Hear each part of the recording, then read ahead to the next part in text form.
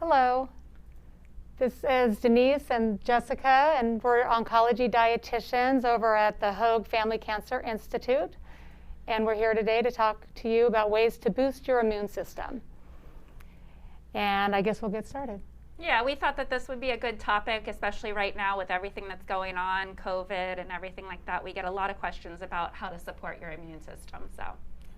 So there are actually 6 ways that you can help support your own immune system, such as eating well, getting these specific nutrients that we'll talk about, supporting your gut, exercising, getting adequate sleep, and reducing your stress. It all sounds easy, right? Well, hopefully I didn't stress you out about it, but we'll talk about each one and hopefully make it a little bit easier for you. So ways to support your immune system. Eating well. Eating well, such as the building blocks of a healthy immune system. Eating foods that support your immune system, because eventually you are what you eat. And we'll talk about avoiding foods that actually dampen your immune system. And we know avoid is actually a hard word to swallow at times, but it doesn't mean avoid completely, but if you can avoid eating these foods daily, maybe even avoid eating them weekly, you can actually have a really good impact on your health. Specific nutrients that we'll talk about can actually, these are the driving forces for your immune system, so we'll talk about all the foods that are rich sources of these nutrients. And then we'll also get into ways that you can support your gut with pre and probiotics as we continue with this lecture. Let's see. So the building blocks of a healthy immune system. All of our nutrients with regards to our fruits, our vegetables, legumes, they all have these bioactive compounds called polyphenols. And those are actually which help to support our immune system. These compounds not only work independently, they also work synergistically with one another to help support our immune system. And so that's why it's really important to eat a wide variety in your diet, because each food contains their own set of polyphenols. And that being said, it's also important to know that you can't really reproduce these polyphenols into a supplement form. And so it's important to try to get all your nutrients through food itself. You want to eat your food fresh as often as possible, learn to appreciate simple foods, and eat a balanced diet. And we'll kind of define balanced diet a little bit later on. So, plant-based diet. I know we talk a lot about that. Again, just like your mom always told you, eat plenty of fruits and vegetables. At least 5 servings, if not more. Vegetables are shown to be a little bit more protective than fruit, so focus more on the vegetables. And also be sure to include legumes, and those are like your kidney beans, black beans, edamame. Those have a lot of nutrients that support your immune system as well. Denise, is the plant-based diet a vegetarian or vegan diet? Not necessarily, but obviously those types of diets do tend to have a lot more vegetables and legumes in them. So, but you don't have to go vegetarian. You don't have to go completely, the pendulum doesn't have to swing completely that direction in order to get these in your diet. You just want to fill most of your plate up with fruits and vegetables, grains, and then have your meat, if you're having meat, and as a side dish. And then, yes, as your starches. If you look at your plate as a clock, I would say 30 minutes of your plate should encompass your non-starchy vegetables, and then 15 minutes should encompass the starch, and another 15 minutes should be your protein, if you want to look at it that way. Limiting the enriched, or the refined, starchy foods is important. They don't have the fiber in them, and so that's what a lot of those nutrients are in, is the fiber. And so that's why we want to limit those refined starchy foods. Now, protein. Protein is an important repair to repair tissue, build muscle, transport nutrients as well as fluids. Antibodies, which help fight viruses as well as bacterial infections, rely on protein. And so if you get too little protein, you could cause weakness, fatigue, It will decrease your immune system, and then therefore it makes it less likely for you to be able to fight those viral and bacterial infections. So getting enough protein is important. Now, recommended needs for protein are based on each individual, and so it depends on your height, depends on your height, your weight. It also depends on other comorbidities or current situations that you might be facing. Protein sources are not just animal sources. You can get your protein in lentils, in beans, such as the legumes. You can also get it through your nut butters, peanut butter, almond butter, and a wide variety of sources. So they don't just have to be from animal sources. And then our healthy fats. Healthy fats are such as your mono or polyunsaturated fats. Healthy fats can be obtained from whole foods such as nuts, seeds, avocados. You want to avoid like the fried foods because again, those are not going to be your healthy sources. Avoid adding, dressings and the mayonnaise. Again, those aren't necessarily your healthy sources of fats. And you do need to limit the amount of red meat, the poultry skins, as well as try to limit any of the processed meats and deli meats, because again, those aren't going to be the healthful sources of the healthy fats. As far as how fats play a role in helping our immune system, it helps to maintain the normal immune response. Research is suggesting with unsaturated fat that it might help to influence the T cells, which is part of our immune system, to help with the antibody production. And again, the antibodies is what helps to fight infection. Saturated fats, which is technically known as the bad fats, if we want to classify them, those do the opposite. And so again, healthy fats are important, but please remember that if you eat too much, that's a bad thing. It does result in weight gain and all of that. And obviously with weight gain, that impacts our immune system in a negative way. And so you do want to be careful of eating too much of a good thing. And I think that we also want to mention, because we are cancer dietitians, sometimes we do recommend for people to eat a little bit more fat in their diet just to get those calories. So Yeah. It is going to be, again, individualized onto what's going on in your current situation. Exactly.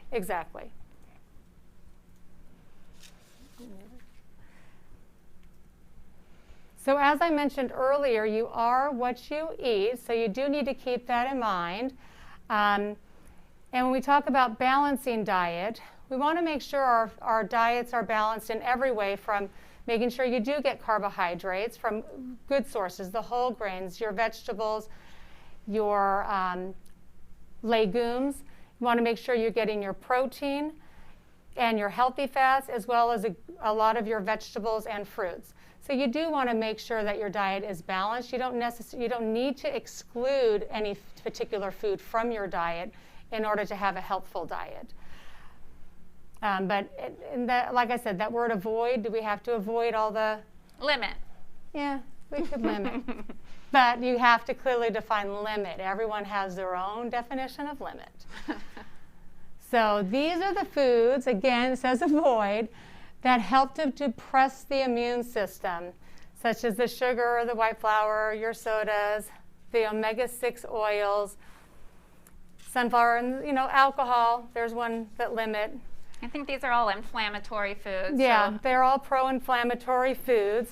And so we want to help to decrease those in our diet. And like I said, if you're doing this daily, then maybe avoiding it daily, that would be something to start with, and then continue on that road, on that path, and maybe just try to avoid it weekly.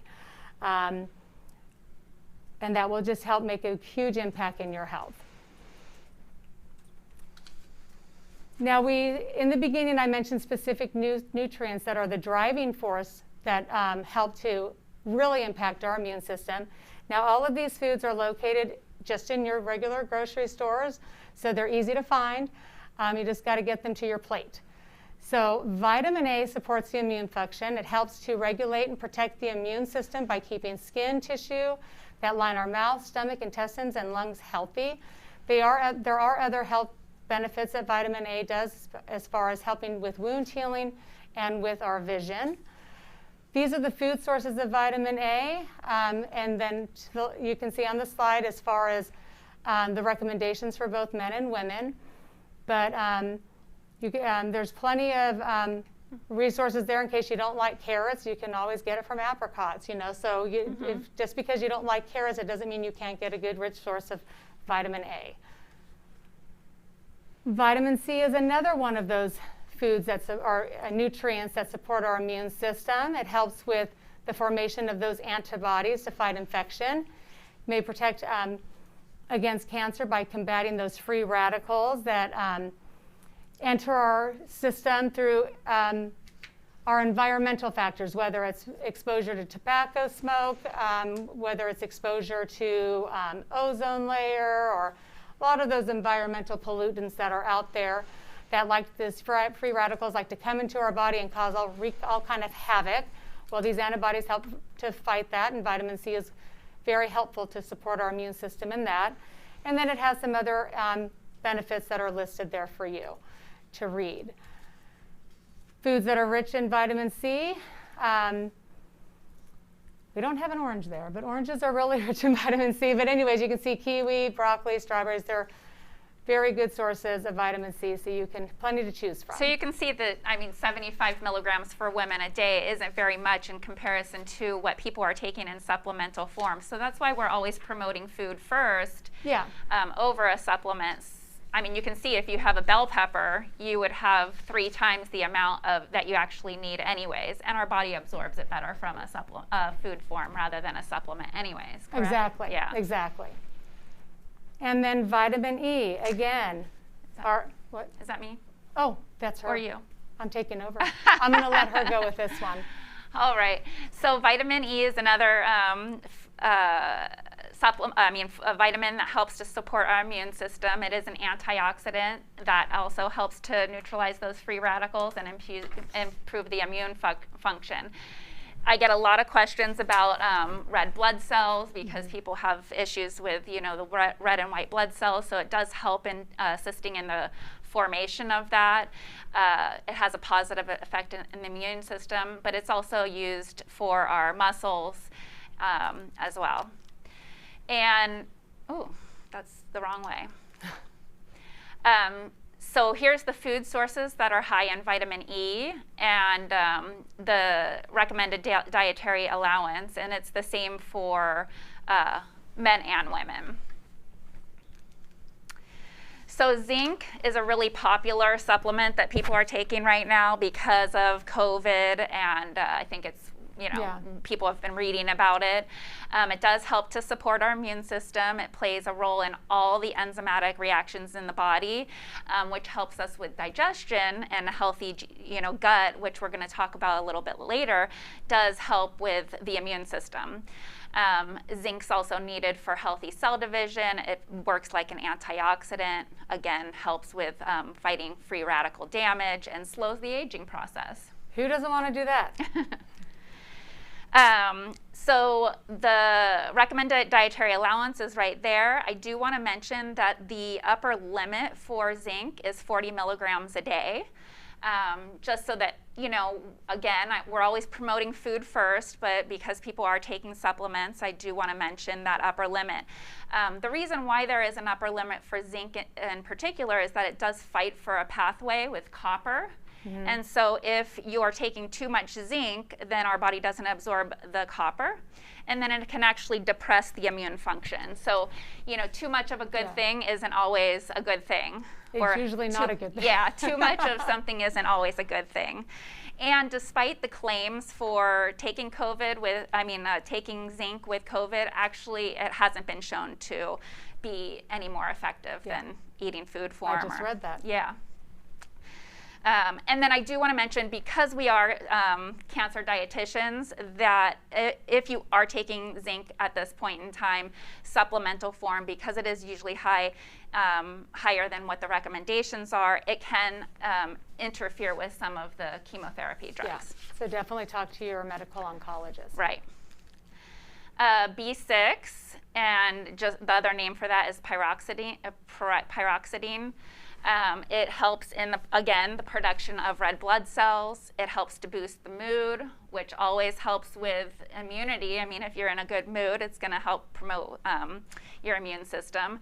And it is also, again, required for all the metabolic functions for the macronutrients for us to help with absorb everything that we're taking in. So again, we just put on here the food forms that are high. I again want to mention that the tolerable upper limit is 100 milligrams a day. But greater than 500 actually can cause neuropathy and muscle breakdown. So again, we're just promoting food first because we don't really usually have these side effects if we're just taking it from a food form rather than a supplemental form. Selenium is also a really popular antioxidant and anti-inflammatory that helps with the immune system. It also helps in conjunction with vitamin C in the body to reuse the vitamin C that you're taking in.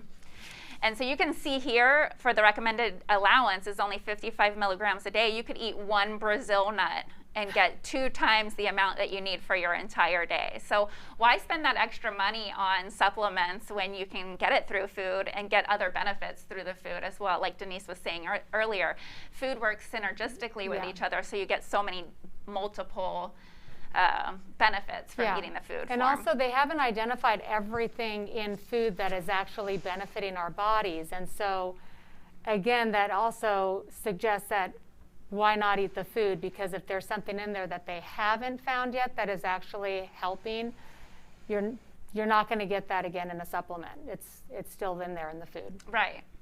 So iron. So iron definitely helps with proper digestion. It helps to with the red blood cell formation and prevents anemia. It supports energy levels, positive mood, and it can help to prevent against restless leg syndrome. The iron, I do want to say that the tolerable upper limit, again, I'm going to go for that, is 45 milligrams a day of elemental iron. But if you're under the supervision of a doctor, obviously they can prescribe more than that, and so you shouldn't be concerned about that. Vitamin C does help to absorb iron in the body. So eating vitamin C foods at the same time as your iron food, especially the plant-based iron foods, so the spinach and things like that, it's going to help you to better absorb that iron sources, because we actually don't absorb iron very well in plant sources. Yeah, true. And also men usually do not need an iron supplement. A lot of times I'll have a male patient that will tell me they're taking iron. I always make sure that they talk to their doctor about that because if they're not deficient, they should not be taking iron because it can be toxic. So another thing to think about. Yes. And I also wanted to mention that coffee and tea can reduce the absorption of iron as well. So just things to think about when we are trying to, I know that getting enough iron in the body, especially while we're going through treatment, is an important thing. And so reducing, some things that can help hinder the absorption is going to be beneficial for you. So that was all of our nutrient specific information. So now we're going to talk about supporting the gut. The gut is probably 90% of our immune system, so important to have a healthy gut. Primary goals of gut health is to improve the ratio of the good bacteria to the bad bacteria. We all have good, we all have a little bit of bad, but we want more of those good guys to help our immune system. So it's a possibility to add a probiotic supplement in if it's appropriate for you. There's going to be times that it is appropriate and times that we definitely want to avoid it. So again, always talk to your doctor. But I did put on here some gut-friendly foods, foods that have probiotics in them. So that would be the fermented and cultured foods, sauerkraut, kimchi, Kefir is a big one. Yogurts, not all yogurts are going to have a whole lot of probiotics in it. So yeah, you have to look at the label. Yeah, and kombucha. But that's not going to be recommended for everybody that's going through active treatment, just because it's not pasteurized or anything like that. So we don't want to introduce any bacteria into the body that could possibly be harmful in any way if your immune system is suppressed from treatment. Prebiotics are just the food that essentially feeds the probiotics in the gut. So that's going to be your whole grains, the green leafy vegetables. Bone broth, that's really popular right now. Very popular. Yeah. And there's actually a lot of information that says that it really does support the immune system. It helps to heal the lining of the gut, so that's why it's so important. The collagen from the bone broth is where we're getting all of those good nutrients from. Fruits and veggies are going to be gut-friendly, sprouted nuts and seeds, and then herbs and spices, and some teas. I just attached a few bone broth recipes, so if you're interested in making your own, I know there's a lot on the market already, but of course, you know, if you can make things homemade, that's always going to be better. You know what's in it. But I put on here a vegan one, a chicken one, and a beef bone broth one. So ways to boost your immune system, sleep that aren't nutrition related is going to be sleep, reducing stress, and of course exercise. So first we'll talk about sleep. The goal is 7 to 8 hours per night. Fewer than 6 hours a night can actually increase your risk of catching a cold by 4 times as much. And then when you're sleeping, that's actually when your body repairs itself. So some good sleep habits to help you sleep: turn your screens off. You know, we're all addicted to our phones and the television and the iPad. So turn those off, because there's been research that blue light does affect your sleep. A cool, quiet room is going to be helpful, and going to bed at the same time is going to help with sleep. Things that can prevent relaxation: too much caffeine, too late in the day of having caffeine. I know I can't drink coffee past like 2. I'll be up all night. Too much sound, watching the news, especially these days. Yeah, no kidding. And then just an agitated mind. And then promoting relaxation, breathing, exercise, yoga, massage. And these are things that we actually have available here at the Cancer Center as well. So. And recently I heard 1980s music. Ooh. I don't know, I'm not biased, even though that's when I grew up. Not trying to age myself, but perfect. I've heard, yeah. 80s. The 80s. Turn on the 1980s music. Reducing stress. So chronic stress can suppress the immune system and leave you vulnerable to infection. And stress has a relationship with cancer as well. So I did put on here also the classes that we have available here at the Cancer Center, and I did put the link that you could go to to find that. And then exercise. Those who exercise several times throughout the week have fewer sick days. They tend to sleep better, they tend to control their stress better, and they're more mindful about their diet. So overall, just being, you know, better if you can exercise, not just for the benefit of exercise, but all of these other things. So it counteracts negative moods. That helps to depress the immunity, the negative moods. Both anaerobic and resistance. Yes. Weightlifting, you know. May help to protect women against some cancers. Again, we're cancer dietitians, so just supporting that. So the recommendation is 30 to 60 minutes of moderate to vigorous exercise per day. And then I, again, attached the classes that are available here at the Cancer Center for our patients. And here's the question time. So if you have any questions, feel free to ask now. But you can also reach out. I attached all of our information there. So if now's not a good time, you can always reach out to us other times. No questions? We did such a good job. Perfect. All right, well, I did put our references for our presentation on here if you're interested. I think the presentation is attached to the link that you got in here for. But we thank you for spending this time with us and learning about how to boost your immune system. Yeah, exactly. Perfect. Thank you. Thank you. Bye.